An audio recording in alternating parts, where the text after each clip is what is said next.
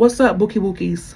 That's cute, right? So I have a breakfast that I was invited to from Love Yourself Beauty. So of course we're going to be using Love Yourself Beauty products today. I'm going to go in with some of their concealer, front of my brows, and I'm going to tell y'all this story while I'm doing my makeup, okay? And this story definitely correlates with this brand because it's all about loving yourself and loving who you are. But you got to recognize how to love yourself too. So in 2013, this guy had slid into my DM. And I thought he was so cute. I did. And he was a very handsome guy. And he hopped in my DM and he was just like, you know, what's up? I think you're real pretty. I like you. And at the time I was on my weight loss journey. Like I had lost like 113 pounds in like a year. And him and I exchanged numbers. There was a 3-year age gap between us. And he was 3 years younger than me. I was 27 at the time. And he was 20. He was getting ready to turn 24. Now we didn't end up meeting each other immediately because I was literally in the process of ending a relationship with somebody else. So anyway, the relationship between me and the other guy had ended, and we started talking on the phone more. And we talked on the phone like every day for like, I don't know, maybe 6 months. So eventually we ended up meeting up at my house, and that was my first mistake. Is I shouldn't have done that, you know, but I, young at the time. I was young, and to be honest, I was very vulnerable. You know, things got real. So this relationship, or physical relationship, went on for about 8 years. And let me tell you how it had to come to a stop. When people show you that they don't care, y'all have got to take that for face value. And this is the thing, we all get there at different phases in our lives. Many of us just want to be wanted. So we're going to sit up here and take the bullshit because we just want to be wanted. We would never really see each other outside of my 4 walls. And he showed me all the signs that he wasn't interested. He showed the signs that he didn't want to let go either. That was the gist of our relationship. It was just really mostly physical. So he made me feel as if he didn't want to be seen with me in public. And for a lot of plus size women, we have that problem. Like, you have men who only want to be physical with us, or, you know, who want to love us in the dark and not love us out loud. So I remember one time I did talk to him about, you know, what were next steps for us and being in a relationship. And that conversation right there should have led to the halts of everything. I'm going in with LYS's foundation, and I'm going to mix these shades. I'm going to mix the shade DPP4 and DG6. So I would just always keep asking, you know, what are we doing? And, you know, it was kind of the same thing. But because I cared about him and I really had grew to love him, you know, I didn't want to end things. When you sit back and you pay attention to what you allowed, you get mad at yourself because it's like, girl, why would you do that? Girl, men will show you and tell you if they care for you or not. I got to the point where I stopped trying to figure out what he wanted. Baby, look at this skin.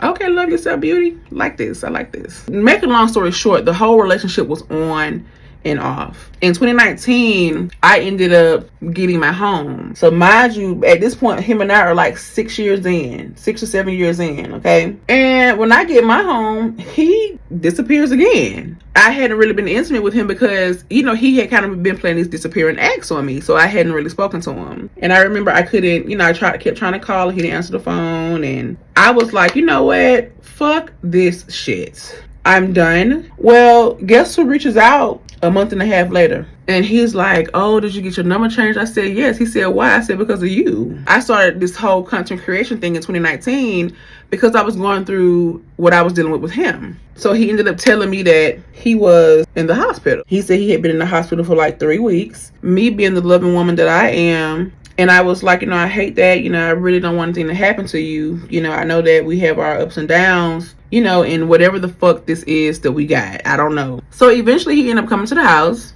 And of course, you know, I gave in and I let him do what he did well. When I saw him, he had lost a significant amount of weight. And I kind of just loved on him. And I was like, I love you, man. I would hate for anything to happen to you. I don't want that. I don't want that to happen. You know what he said to me? Well, if I die, you will see it on Facebook. I said, I shouldn't even have to see it on Facebook. But that also showed me what I was to him, because nobody in his family knew who I was. You know, the same behavior had started back again, you know. And, you know, slowly but surely, I'm choosing me. So in November of 2020, I ended up getting COVID. He wanted to come over to the house and quote unquote chill. So I was like, you know what? I'm sorry I can't, because I just found out I have COVID. You know what he responded to me? He said, oh, I'm sorry to hear that. And I was too sick to even give a fuck. Do y'all know that man didn't call me? He didn't check on me. Nothing. The whole time that I had COVID. And that was the last straw. And this is the thing. I reached out to him. He didn't answer. Didn't respond to a text. Nothing. But you can call me and ask to come over so you can get some ass. Yeah, he didn't call or shit. So I officially let him go in November of 2020. I didn't cry. I wasn't sad. We're gonna fast forward to 2021. 5 months it took this man to text me. He texted me April 11th, 2021. The text message says, good morning, nigga. So I sent him a message back. I said, you know, I forgot you was alive. I said, do me a favor. You keep your bitch ass right over there where you at. So he was like, what I do? I didn't do nothing to you. Well, what I do? Like, don't gaslight me, my nigga. Like, ooh. Next thing I know, he started blowing my phone up. So that was the last time I had heard from him. I did not answer the phone when he called me, and I'm glad that I didn't. So it's been 5 years since we've had conversation, because the last time we had a conversation was in 2020. So in March of 2025, I had a dream about him, and I was like, why the hell am I dreaming about this man? Because I did think about him. I thought about him often, wondering how he was doing, if he had matured a little bit more. And that was March 1st when I had that dream. On March 2nd, for whatever reason, I was taking a shower, and I remember saying his name in the shower, and I was like, oh, you know, he's gonna such and such and such is gonna be 36 years old this year. I looked his name up on Google. Obituaries popped up. This man had passed away in January of 2025. He kept me hidden so much that when he passed, no one knew who I was to call me and tell me he passed, because he made sure to keep me at a distance. So I do feel like there was something that was lacking in him. You had no reason to be ashamed of me, but he was. When I found out about his passing, it hurt me. Because keep in mind, he told me in 2019, if I die, you will see it on social media. I don't care if we never talked again. That's never what I wanted for him. This blush from Blend Bunny Cosmetics, baby. And I remember just getting up out of my bed, and I was just pacing my floor. And March was such a hard month for me, because I was like, went through so many emotions. I was like angry. I felt rejection again, you know, and I had regret. I was like, should I have answered that call?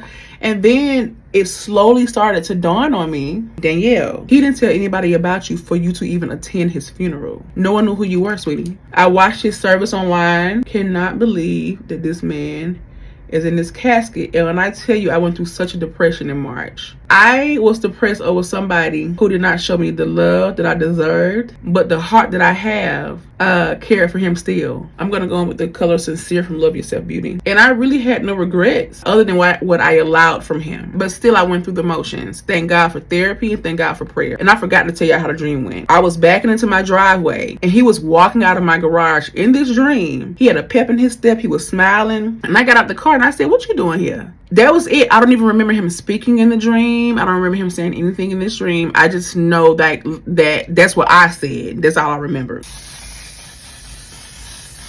I'm going to end this with this. Loving yourself first requires patience, and also wait for God to give you what you deserve. You don't have to accept any type of mediocre love from anybody. And if a man doesn't want to show you off because of your size or anything else that's wrong with you, that's not the man for you. Because the man for you is going to love you wholeheartedly. The man for you is going to want to be seen with you, and you don't have to worry about it. But know when it's time to cut people off. Because I'm going to tell you one damn thing. He died knowing that I was standing on business about me. And I would do it again. Love yourself enough to know when to walk away. And love yourself enough to know that you are worthy. Bye.